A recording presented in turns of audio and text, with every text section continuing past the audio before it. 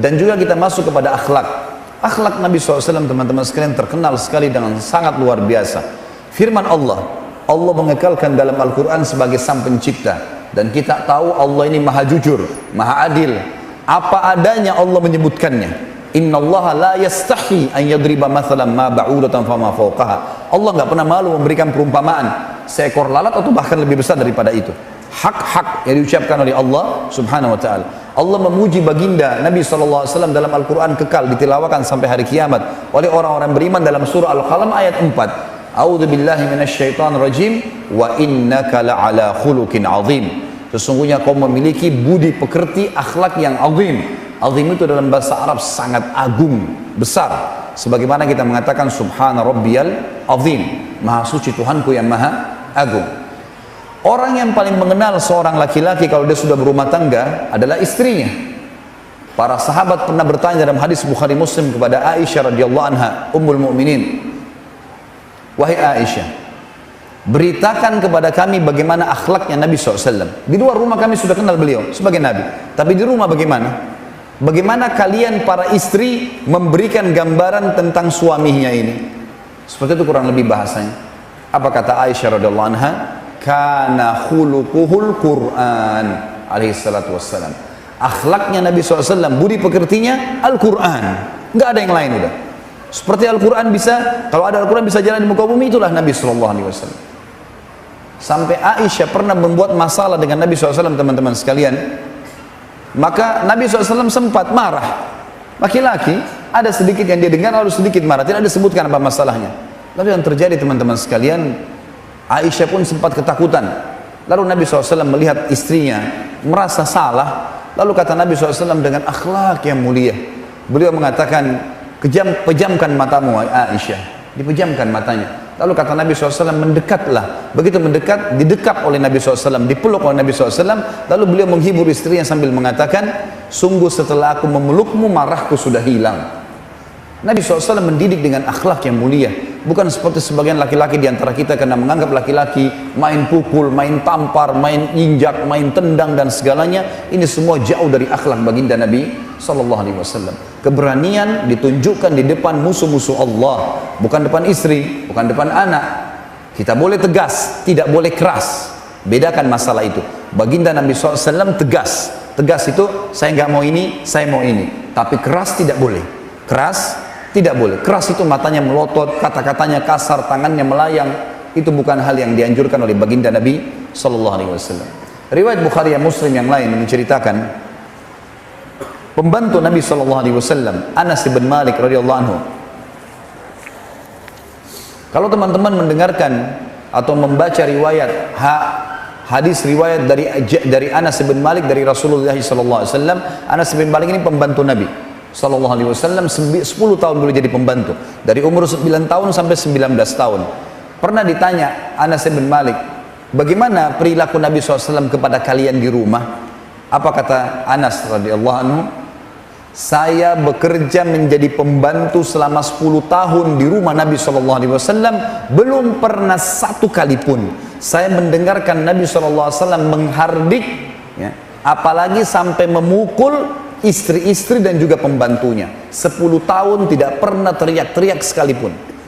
Dalam riwayat Bukhari dikatakan, Anas bin Malik waktu umur 10 tahun, baru 1 tahun bekerja dengan Nabi SAW, dia mengatakan Rasulullah SAW menyampaikan hajat, ingin saya membelikan sesuatu di pasar. Saya pun memegang uangnya, kemudian saya keluar dari rumah. Begitu di halaman masjid, saya temukan ada anak-anak yang sebaya dengan saya, bermain-main, seperti umumnya anak-anak di umur 10 tahun.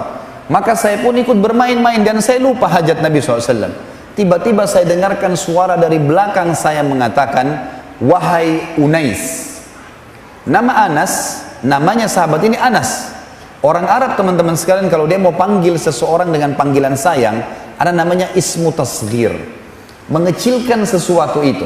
Seperti Anas dipanggil Unais, itu panggilan sayang. Seperti Aisyah radhiyallahu anha memiliki pipi yang kemerah-merahan, maka Nabi SAW memberikan julukan. Sebenarnya wanita yang berkulit merah-merah itu di bahasa Arabnya dengan merah hamra, ya, muannatsnya hamra. Tapi karena Nabi SAW panggil dengan kalimat sayang dikatakan Humaira, dikecilkan. Seperti itulah. Maka Anas lagi pembantu disuruh untuk beli sesuatu sehingga main-main sama teman-temannya. Kira-kira kalau posisi antum ini, antum ngapain orang itu? Maka baginda Nabi SAW mengatakan, wahai Unais, dipanggil panggilan sayang. Lalu Anas mengatakan, saya pun balik, ternyata dia Nabi SAW. Saya sempat ketakutan. Lalu saya terhibur karena Nabi SAW mengatakan, tidakkah kau selesaikan hajatku dulu, baru engkau bermain? Kata Anas, baik ya Rasulullah. Langsung dia pergi. Dalam hadis Bukhari dikatakan, Aisyah berkata radhiyallahu anha, bahwasanya Nabi SAW tidak pernah marah kalau berhubungan dengan haknya pribadi. Kalau masalah haknya dia diselesaikan. Dan dia hanya marah kalau sampai hukum-hukum Allah dilanggar. Hukum-hukum Allah dilanggar. Beliau pernah menghajar istrinya. Semua istri Nabi SAW pernah dihajar sebulan. Nabi SAW tidak menggauli mereka. Karena mereka ternyata sudah ditentukan nafkahnya oleh Nabi SAW, dan itu penentuan dari langit. Allah yang menentukan untuk Nabi SAW, lalu mereka tidak menerima masalah itu. Maka Nabi SAW diperintahkan untuk Allah menghajar mereka. Selama sebulan Nabi SAW tidak menggauli mereka. Tapi tetap Nabi SAW menjaga akhlak. Menanyakan dari depan pintu, ya, bagaimana kabar kalian? Apa hajat kalian? Tetap dikemuliai Nabi SAW. Tapi beliau tidak menggauli mereka untuk memberikan adab sesuai dengan perintah Allah yang maha kuat dan maha perkasa. Teman-teman sekalian, di antara akhlak yang dinukil oleh para ulama tentang Nabi SAW adalah masuk Islamnya seorang pendeta Yahudi. Saya tidak temukan nama orang ini dalam riwayat, tetapi disebutkan seorang ruhban, pendeta Yahudi. Pernah Nabi SAW berutang padanya, mengambil 20 sak kurma. Maka Nabi SAW waktu itu sepakat akan dibayar di waktu tertentu. Belum tiba waktunya, Nabi SAW lagi nyampaikan seperti pengajian, wahyu, sahabat lagi pada ngumpul semuanya. Pintu masjid terbuka. Masuk seseorang, pendeta Yahudi ini mendekati Nabi SAW, dan beliau punya imamah di kepalanya, dan ada sisa kain diletakkan dari kanan ke kiri. Tiba-tiba saja orang Yahudi ini datang, berdiri, tidak pamit, tidak apa-apa di masjid yang Nabi SAW, sahabat semua lagi pada ngumpul dengarkan hadis. Tiba-tiba dia langsung menarik tari imamah dari belakang Nabi SAW dengan keras, sehingga membuat leher beliau tercekik. Melihat kejadian tersebut, sahabat semuanya marah secara otomatis. Maka ada satu Umar bin Khattab, sahabat Nabi, beliau marah, mengatakannya, Rasulullah izinkan saya tebas lehernya Yahudi ini.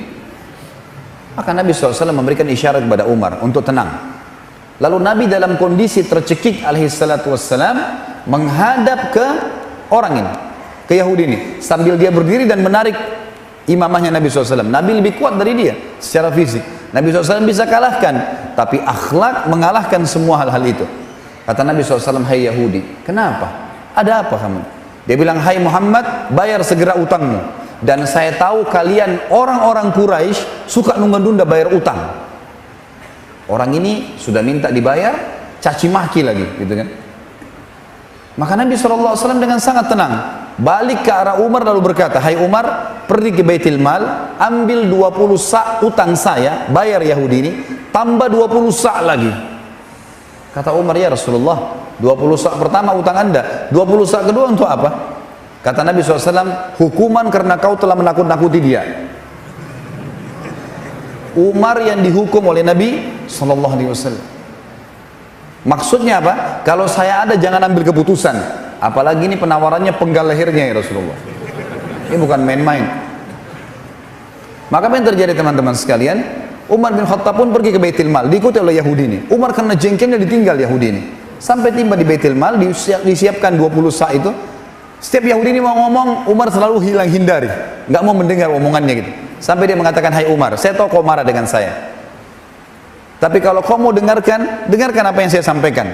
Waktu Umar sudah siapkan 20 sak kurma utang Nabi SAW, baru 20 sak yang kedua, Yahudi itu bilang, nggak usah siapin buat saya. Kata Umar, saya nggak mau dengar kamu.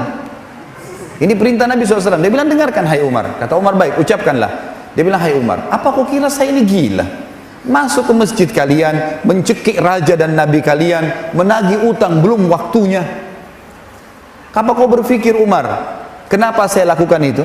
Kata Umar, saya tidak tahu. Kan kau tahu dia Rasulullah SAW. Kata Yahudi, iya saya tahu. Sungguh hai Umar, saya menemukan ciri kenabian Nabi terakhir dalam Taurat pada diri Muhammad semuanya. Sudah ada semuanya. Namanya, fisiknya, semua sudah ada. Tinggal satu. Ada satu ayat dalam Taurat disebutkan ciri Nabi terakhir itu, ghalaba hilmuhu ghadabuh. Kasih sayangnya mengalahkan emosinya. Tadi itu saya kerjakan, Umar sengaja mancing emosinya. Saya sudah pertaruhkan nyawa saya. Dan ternyata terbukti, dan sekarang saya ucapkan Umar, asyhadu an la ilaha illallah wa anna Muhammadar Rasulullah. Masuk Islam Yahudi ini teman-teman sekalian karena akhlak baginda Nabi sallallahu alaihi wasallam. Nabi SAW tidak pernah terburu-buru menilai orang. Orang yang dilihat berbuat salah diingatkan, walaupun sudah pernah diingatkan lalu berbuat lagi diingatkan. Nabi SAW tidak pernah melakukan dengan emosional. Disebutkan dalam sebuah riwayat, ada seorang sahabat baru masuk Islam teman-teman sekalian, baru masuk Islam, 2 minggu tinggal di Madinah. Dia gembira sekali dengan Islam, dan ternyata tradisi sukunya kalau ada orang yang dihormati, kepala suku kah atau siapa saja, maka yang mereka lakukan adalah dihadiahkan khamr, minuman keras untuk orang itu. Orang ini dia ingin buat seperti kejutan, sebuah surprise untuk Nabi SAW. Dia keluar di Madinah, keliling di pasar, nggak ada orang jual khamr. Khamr sudah diharamkan. Dia keluar dari Madinah, dicari mana perkampungan atau kota lain yang masih jual. Jauh dia pergi sampai sehari. Besoknya baru balik, dapat khamr dengan kendi yang bagus, terbuat dari kulit unta dan seterusnya. Dibungkus dengan rapi, kemudian dia masuk ke dalam masjid. Nabi SAW lagi duduk nyampein pengajian. Dia bawa khamr itu. Semua sahabat tahu kalau ini khamr. Sekarang kalau ada orang masuk masjid sini bawain bir di sini gimana nanti? Hah? Sahabat semua bilang gila nih orang nih. Ini bawa khamr. Nabi SAW lihat, Nabi biarin. Dibawa sampai di hadapan Nabi SAW, lalu dia mengatakan apa? Silahkan ya Rasulullah. Orang ini mengatakan apa? Silahkan. Artinya ini hadiah dari saya. Apa cara Nabi SAW mendidik dia teman-teman sekalian? Lihat akhlak da'i, akhlak seorang Nabi harus diambil. Kata Nabi SAW, apa kau belum tahu kalau ini diharamkan oleh Allah? Orang itu langsung spontan mengatakan, tidak ya Rasulullah, saya baru masuk Islam 2 minggu. Dalam tradisi suku kami kalau hormati seseorang, kami hadiahkan khamr. Maka kata Nabi SAW, sesungguhnya Allah telah mengharamkan, maka buanglah. Spontan orang itu ambil, dibuang di depan masjid, lalu dihancurkan, dirusak tempat kendihnya. Barulah para sahabat memahami bagaimana akhlak Nabi SAW dalam mendidik para sahabatnya. Dan kalau kita ingin nukir riwayat seperti ini teman-teman sekalian, banyak sekali. Mungkin kalau saya cerita sampai subuh tidak selesai, gitu kan? Sampai sekarang mungkin sudah 3-4 tahun saya susun di YouTube ceramah Sirah Nabawiyah, masih 38 episode, gitu kan? Itu panjang lebar kita paparkan tentang bagaimana perilaku keseharian baginda Nabi SAW yang mulia. Yang jelas itu sepintas sedikit gambaran tentang bagaimana akhlak beliau. Selanjutnya teman-teman sekalian, kita harus tahu satu hal dan harus diyakini, wajib dan tidak boleh bimbang dengan masalah itu, kalau Nabi SAW adalah utusan Allah, dan Allah ini pencipta langit dan bumi. Nabi SAW adalah utusan Allah, dan Allah pencipta langit dan bumi. Dan kita selalu mengakui dan mengikrarkan la ilaha illallah.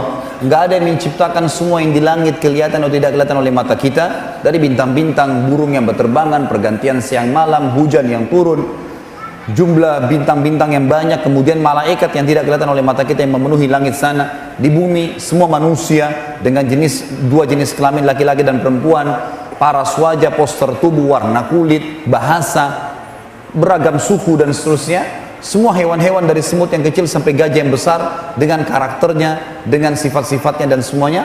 Kemudian semua tumbuh-tumbuhan dari rumput yang kecil sampai beringin yang besar. Semua yang kelihatan itu dan tidak kelihatan dari jin, dari perasaan manusia, semua ini teman-teman kata kuncinya la ilaha illallah. La ma'budu bihaqqin illallah. Tidak ada yang menciptakan, mengurus, mengawasi dan memiliki serta memusnahkan kecuali Allah. Allah mengutus Nabi Muhammad SAW kepada seluruh manusia. Jadi yang sedang kita bahas ini bukan seorang tokoh suku tertentu, negara tertentu, atau wilayah tertentu. Kita sedang membahas utusan sang pencipta Allah. Siapapun yang mengikuti manusia terbaik ini pasti dapat petunjuk dan pasti akan selamat. Allah menyebutkan tentang masalah itu. Dalil pertama surah Al-Imran, surah nomor 3 ayat 144. Al-Imran surah nomor 3 ayat 144, a'udzubillahi minasyaitonirrajim, wa ma Muhammadun illa rasulun qad khalat min qablihi rusul. Al-ayat. Dikatakan di sini, dan Muhammad itu sallallahu alaihi wasallam adalah benar-benar utusan Allah yang telah diutus juga orang-orang sebelumnya. Artinya sebagaimana ada Nuh, Saleh, Syuaib, Hud, Musa, Isa dan nabi-nabi yang lain alaihi wassalatu wassalam, maka Nabi Muhammad sallallahu alaihi wasallam juga adalah utusan Allah. Yang kedua surah An-Nisa, surah nomor 4 ayat 163. A'udzu billahi minasyaitonir rajim. Inna auhayna ilaika kama auhayna ila Nuhin wan nabiyyina min ba'di. Wan nabiyyina min ba'dihi wa auhayna ila Ibrahim wa Ismail wa Ishaq wa Yaqub wal asbati wa Isa wa Ayyub wa Yunus wa Harun wa Sulaiman wa ataina Dauda zabura. Sebelum saya baca terjemahnya teman-teman sekalian, orang-orang Yahudi di Madinah sempat berkata di zaman Nabi SAW, ini Muhammad ngarang-ngarang nih. Muhammad ini ngarang-ngarang. Dia mengaku nabi. Yang kami kenal nabi adalah Ibrahim, Ismail, Ishak, Yakub, Isa, Musa. Kami nggak kenal ini. Ya, kami nggak kenal Muhammad. Maka Allah menurunkan ayat Al-Quran ini. Bunyinya, sesungguhnya kami, kata Allah, benar-benar telah memberikan wahyu kepadamu, hai Muhammad, sebagaimana kami telah memberikan wahyu kepada Nuh dan nabi-nabi yang datang setelahnya. Dan kami telah memberikan wahyu pula kepada Ibrahim, Ismail, Ishak, Yakub dan anak cucunya, Isa, Ayyub, Yunus, Harun dan Sulaiman. Dan kami telah memberikan kitab Zabur kepada Daud. Satu ayat lagi baru kemudian kita azan dan sholat. Ayat ini surah Al-Fath, surah nomor 48 ayat 29. A'udzu billahi minasyaitonir rajim. Muhammadur Rasulullah. Muhammad adalah benar-benar utusan Allah. Ini saksi bahasan tentang Nabi SAW benar-benar utusan Allah sang pencipta. Baik, seperti tadi sudah disampaikan, kita akan sholat isya dulu. Dan insya Allah setelah isya nanti baru kita lanjutkan. Dan saya akan masuk bahasan yang lebih dalam masalah mukjizat Nabi SAW. Subhanakallahumma bihamdika asyhadu an la ilaha illa anta astaghfiruka wa atubu ilaik. Wassalamualaikum warahmatullahi wabarakatuh. Assalamualaikum warahmatullahi wabarakatuh. Alhamdulillah wassalatu wassalamu ala rasulillah. Lanjutkan bahasan kita, Bapak Ibu sekalian rahimani rahimakumullah. Dan kita akan masuk setelah menjelaskan tentang khalqiyah dan khuluqiyah Nabi SAW, kemujizatan. Dan ini banyak yang dilupakan oleh kaum muslimin atau bahkan belum diketahui. Banyak orang di antara kita bahkan tidak lepas dari para dai-dai yang selalu menyebutkan tentang mujizat Nabi Musa alaihissalam, tongkat berubah menjadi ular, kemudian tongkatnya bisa membelah lautan, laut merah. Nabi Isa alaihissalam bisa menghidupkan sesuatu yang mati dengan izin Allah, menyembuhkan tuli, orang tuli dan orang bisu. Semua itu tidak salah, benar. Tetapi mereka tidak coba menggali ilmu lebih dalam. Bagaimana dengan Nabi SAW? Teman-teman sekalian, semua nabi-nabi sebelum baginda Nabi SAW perlu kita garis bawahi diutus khusus untuk kaumnya saja. Sebagaimana sabda beliau SAW dalam hadis sahih, semua nabi-nabi diutus khusus untuk kaumnya dan aku diutus untuk seluruh alam semesta. Sebelum Nabi SAW, nabi-nabi dan rasul banyak yang sezaman. Seperti kita tahu Ibrahim alaihissalam sezaman dengan keponakannya Lut. Tapi lokasi dakwanya berbeda. Nabi Ibrahim alaihissalam Babilonia, Palestina dan Mekah.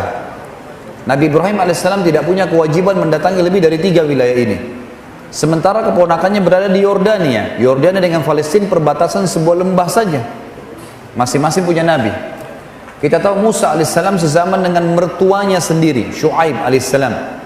Nabi Musa alaihissalam di Mesir dan Palestina, Syuaib di Madian alaihi wassalatu wassalam. Kemudian juga Nabi Khidir yang berada di Turki bagian Asia, sementara Musa alaihissalam berada di Mesir dan Palestina.